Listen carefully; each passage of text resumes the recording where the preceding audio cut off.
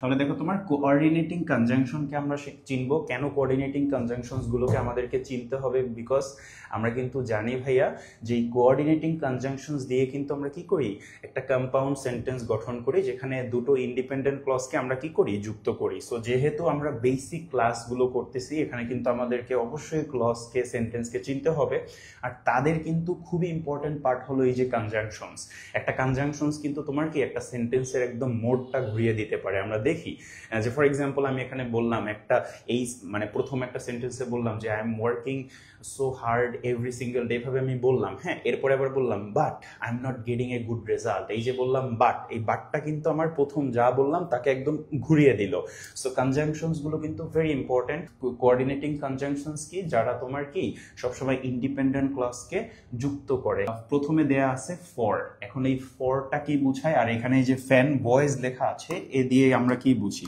এই যে ফ্যান বয়েজটা লিখলাম, এটা একটা শর্ট ফর্ম যেটা দিয়ে আমরা মনে রাখতে পারি। ফর এক্সাম্পল এই যে এফ ফর, দেন এতে কি বলতো ভাইয়া অ্যান্ড, দেন এন নর, দেন ওতে অর, দেন বি হলো তোমার বাট, বিটা আমি এখানে মিস করে গেছি, এস এস সো হয় তোমার, ওয়াইতে কিন্তু কি ইয়েট হয়। সো এই যে সাতটা আমি এখানে লিখলাম, এই সাতটা হলো কি ফ্যান ভয়েস, দেখতে পাচ্ছ।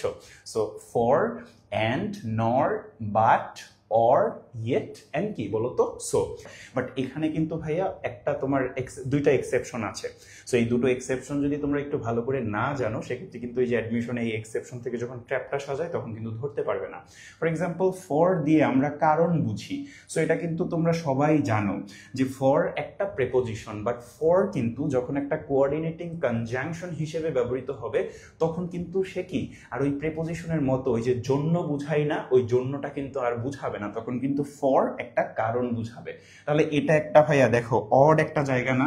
আমি বললাম এখানে যে ফর আমার একটা কারণ বুঝাবে, বাট আমি তো জানি ভাইয়া ফর দিয়ে আমরা প্রেপোজিশন সবসময় জন্য বুঝাই, বাট এখানে কারণ কিভাবে আবার ফর দিয়ে বুঝানো যায়। সো এটা যদি তুমি নতুন আজকে জানো অবশ্যই তোমাকে মাথায় রাখতে হবে, বিকজ এই জায়গা থেকে একটা ট্র্যাপ সাজিয়ে দিতে পারে। হ্যাঁ, for example I stayed home for it was raining.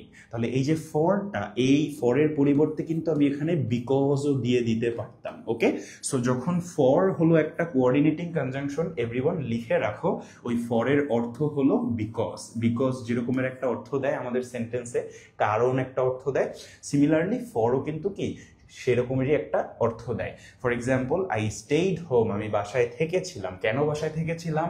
For, কারণ ইট ওয়াজ রেইনিং, বৃষ্টি হচ্ছিল। তাহলে বৃষ্টি হয়েছিল এর জন্য কি, এই কারণে আমি কি বাসায় থেকেছিলাম।